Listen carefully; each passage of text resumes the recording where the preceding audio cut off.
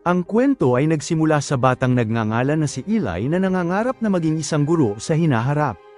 Ngunit sa hindi malamang dahilan siya ay labis nag-aalala tungkol sa isang bagay.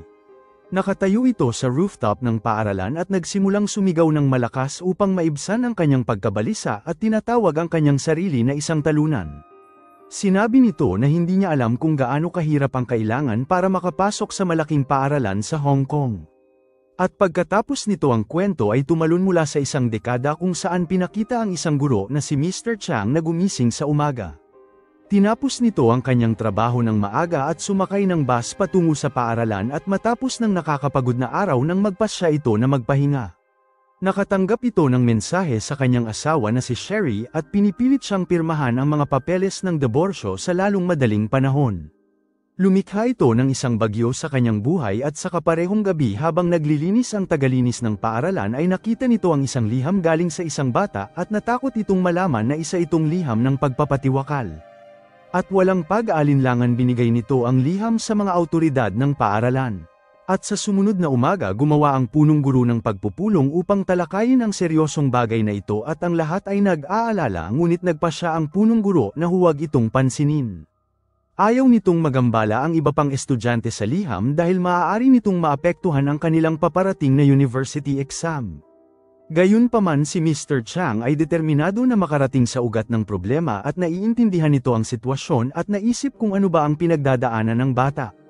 Hiniling nito sa punong guro na hayaan siyang hawakan ang mga bagay at nangako na hahanapin ang bata at tutulungan na ayusin ang kanyang problema. Sinimulan ni Mr. Chang ang kanyang pag-iimbestiga gayunpaman sa panahon ng klase nahihirapan itong mag-concentrate dahil ang mga salita mula sa liham ay paulit-ulit pumapasok sa kanyang isipan. At pagkatapos na umuwi sinubukan nitong itugma ang sulat sa liham sa pagsusulit ng lahat ng estudyante sa kanyang klase ngunit wala itong nakita na katugma. Ngunit ilan sa mga letra ay tila parang pamilyar na nagpapaalala sa kanya ng isang tao. At dahil sa pakiramdam na ito nagtungo ito sa kanyang silid at naghanap sa kanyang mga lumang pag-aari at doon nakita nito ang isang lumang diary. At sa oras na basahin niya ito bumalik ito sa mga sandali ng kanyang nakaraan at ito ang panahon kung saan si Eli Chang ay nasa elementarya. At isang araw dumalo ito sa isang talent show sa paaralan kasama ang kanyang mga magulang kung saan ang nakakabata nitong kapatid na si Yo Chang ay nagtangahal ng mahusay sa piano. At nang makita ito ang kanilang magulang na si Chi at Heidi ay nakaramdam ng matinding tuwa. Hindi lamang siya mahusay sa akademya ngunit siya rin ay mahusay sa iba pang aktibidad. At sa pagmamasid sa kanyang kapatid hinintay ni Eli ang araw na maipagmamalaki siya ng kanyang magulang katulad ng kanyang kapatid. At isang gabi katulad ng dati si Eli ay nagbabasa ng motivational na comics nang marinig nito ang kanyang ama na sumisigaw ng malakas. Lumabas ito sa kanyang silid at nasaksihan ang makabagdamdaming eksena at ang kanyang ama ay inakusahan ang kanyang ina. At pagkatapos ay sinaktan din ng kanyang ama ang kanyang ina dahil lamang sa nagsilang ito sa walang kwentang anak na katulad ni Eli na walang interes sa pag-aaral o sa mga extracurricular na aktibidad. At nang marinig ito bumalik si Eli sa kanyang silid sa takot at nagtago sa ilalim ng kanyang kumot habang sinusubukan na takasan ang realidad. Ilang sandali ang lumipas pumasok ang kanyang ama sa silid at nagtanong kung bakit hindi pa ito natutulog. At bago tumugon si Eli napansin ng kanyang ama ang comics na binabasa nito na mas lalong ikinagalit nito sa kanya at pinarusahan nito si Eli dahilan upang magdusa ito ng dahil lamang sa kanyang pagbabasa. At sa oras na magising si Eli sa umaga ang kanyang nakakabatang kapatid na si Yo ay handa na at nakabihis. At katulad ng dati si Eli ay nahuli at sa kabila ng mas nakakatanda siya palagi itong naiiwan kay Yo sa maraming bagay at ito ang dahilan kung bakit ayaw sa kanya ng kanyang ama. At sa kanyang daan sa paaralan bumili si Eli ng diary at naniniwala ito na ang pagkakaroon ng diary ay maaaring mas tumalino ang isang tao at makatulong sa kanyang pag-aaral. At sa sumunod na araw nangako si Eli sa kanyang ama na mag-aaral ito ng mabuti at susubukan makapasok sa top 10 ng kanilang klase. At bilang tugon sinabi ng kanyang ama na kung magagawa nitong makapasok sa top 10 o kahit sa top 15 dadalhin niya ito sa trip sa Disneyland at karagdagan makakatanggap ito ng kaparehong baon tulad ng kanyang kapatid. At nang marinig ito si Eli ay labis ang tuwa at ang kanyang kapatid na si Yo ay handa rin siyang tulungan na makamit ang kanyang layunin. At ilang linggo ang lumipas ang ina ni Eli ay pinatawag upang makita ng kanyang guro. At sa panahon ng pagpupulong pinaalam sa kanya ng guro na kailangan magsikap ni Eli sa kanyang pag-aaral dahil ang resulta ng kanyang pagsusulit ay hindi maganda. At nang marinig ito ang luha ay tumulo sa kanyang mata at alam nito na hindi lamang maapektuhan ang kanilang pamamahay pati na rin ang kanyang personal na buhay. At nang makarating sa bahay nalaman nito na ang punong guro ng pinakamalaking paaralan sa Hong Kong ay nagtungo upang makilala ang kanilang pamilya. Naroon ito sa lugar upang batiin si Yo dahil pumasa ito sa isa sa pinakamahirap na pagsusulit at upang magdiwang ang magulang ni Eli at ang punong guro ay lumabas para kumain sa labas. Samantala ang kawawang si Eli ay pinadala kasama ang katulong upang kumain. Ngunit sa halip na kumain ibinaon nito ang kanyang sarili sa pag-aaral at determinado na pagbutihin ang kanyang grado at nais na mapansin ng kanyang mga magulang katulad ng kanyang kapatid. At sa kaparehong gabi nalaman ng ama ni Eli ang tungkol sa kanyang mababang grado sa paaralan at labis ang galit nito sa kanya at walang awa siyang sinaktan. At sa sumunod na umaga nang makita ng ama nito na nahihirapan siya sa pag-aaral ng piano nagsimula siya nitong pag-alitan at nang makita ito ang guro na si Miss Wong ay nakialam at sinabi nito sa lalaki na dahil hindi kasing husay si Eli ng kanyang kapatid ay hindi na ito magtatagumpay sa buhay. Pinaalala nito sa kanya na ang bawat bata ay may natatanging talento at sa paglipas ng panahon mahahanap ni Eli ang kanyang sariling landas at makakamit ang isang magandang bagay. Palaging sinusuportahan ni Miss Wong si Eli at tinuturuan niya ito ng may pasensya at labis na kabaitan na nagbigay inspirasyon sa kanya. At dahil sa guro nagsimulang mangarap si Eli na maging isang mahusay na guro balang araw na katulad niya. Ang eksena ay bumalik sa kasalukuyan kung saan pinakita si Mr. Chang at Miss Ho na nag-iimbestiga sa isang estudyante. Naghinala sila na ang note ay maaaring galing sa kanya at pareho nilang naiintindihan ang sitwasyon na pinagdadaanan nito. At sa halip na magtanong sa kanya dinala nila ito sa isang burol at hinikayat ito na sumigaw ng malakas upang ilabas ang kanyang pagkabigo. At sa una ay nag-alinlangan ito ngunit nang makita nito si Mr. Chang at Miss Hu na ginawa ang parehong bagay tinipon nito ang lakas ng loob na sumali sa kanila at sumigaw ito ng malakas. At sa gabi matapos na ihatid ito sa kanila ang estudyante ay nagpasalamat sa kanila at pagkatapos nito bumalik si Chang sa kanyang apartment na pagod habang umupo ito sa sofa at nagsimulang panuurin ang video ng kanyang kasal. At habang nanunood ang mga alaala ni Sherry ay bumalik sa kanyang isipan kung gaano sila kasaya pagkatapos ng kanilang kasal. Inalala nito ang araw nang malaman niyang buntis si Sherry at sa una sila ay parehong tuwang-tuwa ngunit sa paglipas ng panahon nagsimulang maramdaman ni Chang na hindi pa ito handang bumuo ng pamilya. At nang ipagtapat niya ito kay Sherry labis itong nalungkot at dahil walang pagpipilian kailangan itong sumailalim sa isang pagpapalaglag. At mula noong araw na yon ang tensyon ay lumaki sa pagitan nila at kalaunan ay lumala hanggang umabot sa punto ng diborsyo. At dahil nawala sa masasakit na alaala biglang naalala ni Ching ang diary at ang eksena ay muling bumalik sa nakaraan. At isang araw nalaman ni Chang na ang author ng kanyang paboritong comic book ay nagpatiwakal. Ang balitang ito ay labis na ikinalungkot niya na labis na kaapekto sa kanya kung saan nasuka ito sa panahon ng pagsusulit sa paaralan. At nang makita ang kanyang kondisyon ang punong guro ay pinatawag ang kanyang ina at hiniling na iuwi ang bata. At sa kanilang daan nagsalita si Eli sa kanyang ina at pinagtapat na ilang araw na itong nahihirapan at hindi makatulog sa gabi at hiniling din ito na dalhin siya sa isang psychiatrist.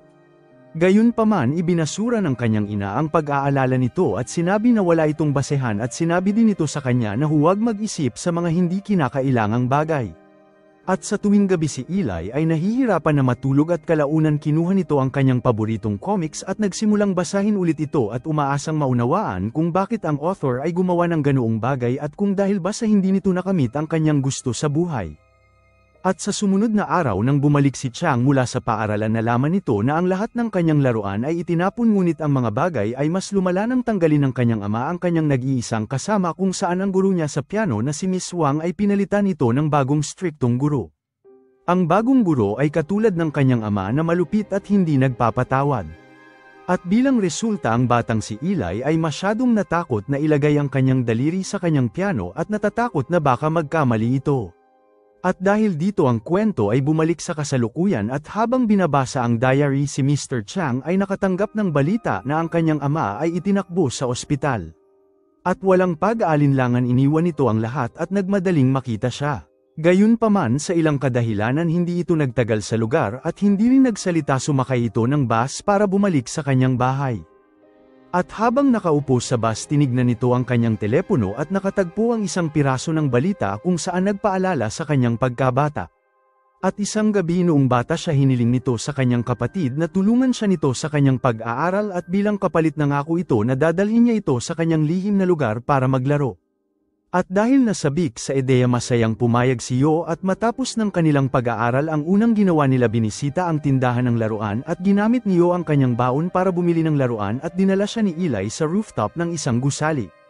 At nang nasa lugar hinikayat siya ni Eli na sumigaw ng malakas para mailabas ang stress at ang araw na yon ang pinakamasayang araw ng buhay ni Yo habang tumatawa ito at tinatamasa ang bawat saglit kasama ang kanyang kuya. Ngunit sa mga oras na yon nakita sila ng manager sa gusali at iniulat ito sa kanilang ina. At bilang resulta si Eli lamang ang nanagot sa nangyari habang sinaktan siya ng kanyang ina at sinisisi siya sa lahat. At bilang karagdagang parusa ang inaasam nitong bakasyon sa Amerika kasama ang buong pamilya ay nakansela at sa galit nito binalaan nito si Eli na kung hindi ito magkakaroon ng magandang marka sa taon ay hindi siya nito ituturin na anak at ito ang pinakamasamang araw sa buhay ni Eli.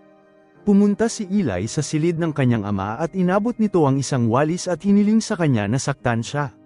Ngunit pinagalitan siya ng kanyang ama at sinabing hindi na siya nito itinuturing anak. At pagkatapos nito si Eli ay ganap na panghinaan ng loob at sa gabi umiyak ito habang niyayakap ang kanyang kapatid na si Yo. At sa kanyang luha binuhos nito ang sakit sa isang liham at isinulat na hindi siya karapat-dapat sa kahit na ano at tinawag nito ang kanyang sarili na pinakawalang kwentang tao sa mundo na walang makakamit na kahit na ano sa buhay. At dahil dito iniwan nito ang buhay ng kanyang pamilya at nagtungo sa isang lugar na walang makakahanap sa kanya. At sa kasalukuyan naluha si Mr. Chang matapos nitong basahin ang diary ng kanyang kapatid. At ang katotohanan si Mr. Chang ay talagang si Yo at si Eli ang kanyang nakakatandang kapatid. At dahil sa takot ang kanyang ama ay nagsinungaling sa lahat at sinabi sa kanila na ang kanyang anak ay namatay dahil sa isang malubhang sakit. Ngunit sa katunayan ito ay tila isang pagpatay na siyang nagawa mismo ng kanyang sariling magulang. At sa libing ni Eli malayo sa nagdadalamhating pamilya tahimik na umupo si Miss Wang sa isang sulok at ang kanyang tahimik na pagluha ay nagsasalita ng malakas at ang lahat ay nagbago pagkatapos ng malagim na aksidenteng ito. Hindi na muling sinubukan ni Yo na mapabilib ang kanyang ama at iniwan din ng kanyang ina ang mahigpit at hindi mapagpatawad na asawa nito. At mula noon hinawakan ni Yo ang diary ng kanyang kapatid at binabasa ito ng paulit-ulit. Natanggap ni Yo ang balita na ang kalagayan ng kanyang ama ay malubha na at nagmadali ito upang makita ang kanyang ama kung saan silang dalawa ay nag-usap pagkalipas ng matagal na panahon. At sa araw na yun pinagsisihan ng kanyang ama ang mga nagawa nito at sa kaibuturan na pagtanto nito na siya rin ang may pananagutan sa pagkamatay ni Eli. At dahil sa lahat ng aspeto na nangyari sa buhay ni Yo natatakot ito na magsimula ng sariling pamilya at si Sherry ay alam din ang lahat ng tungkol sa pinagdaanan niya ngunit sa araw na yun nakipagkita si Yo sa kanya at binigay sa kanya ang diary ng kanyang kapatid. At matapos na basahin ang diary na pagtanto ni Sherry na hindi nito naiintindihan si Yo at pagkalipas ng ilang buwan bago pa magtapos ang klase binahagi ni Yo ang ilang pangyayari mula sa kanyang pagkabata. At kasama nito pinayuhan niya ang mga estudyante na tamasahin ang buhay na parang isang laro kung saan ang pagkatalo at pagkapanalo ay hindi na mahalaga. Binigay din nito ang kanyang personal na numero at sinabi sa kanila na kung may haharapin itong problema ay maaari silang makipag-ugnayan sa kanya. At habang nasa bus papauwi nakatanggap si Yo ng mensahe sa kanyang telepono mula sa kaparehong bata kung saan nakita nito ang liham sa paaralan ilang araw ang nakalipas. Nagkita sila at ang binata ay sinabi sa kanya ang kanyang problema. Nakinig ng mabuti si Yo sa kanya at inalok siya ng patnubay at pagkatapos ng kanilang pag-uusap ay masaya silang nagpaalam sa isa't isa.